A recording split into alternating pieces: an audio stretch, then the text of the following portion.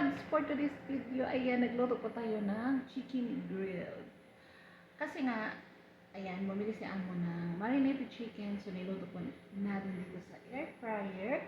And then, may kasama po siyang molokhia. By the way, bukas ng gabi ay Pasko na. So, masayang-masaya na naman ang Pasko sa Pinas. So, kami dito, tis-tis, tsaga-tsaga lang muna. So, ayan na nga, papakita ko lang ang aking niluto. Chicken. Chicken. At puntahan natin ang aking molokhia at ang aking kanin. Ayan ang molokhia.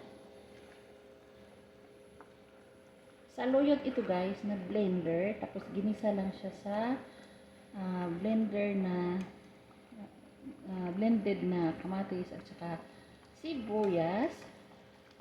Pero bago natin ginisa yung sibuyas at saka kamatis ay nagprito muna tayo ng bawang. Kasi para mamaya pag mag-serve tayo ng molokhia ay itatoppings natin yung ating bawang na prito.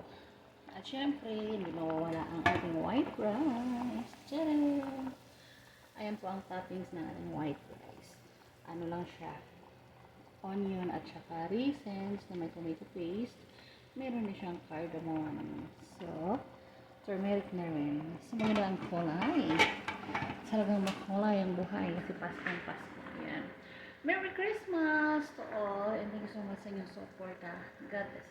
Bye-bye.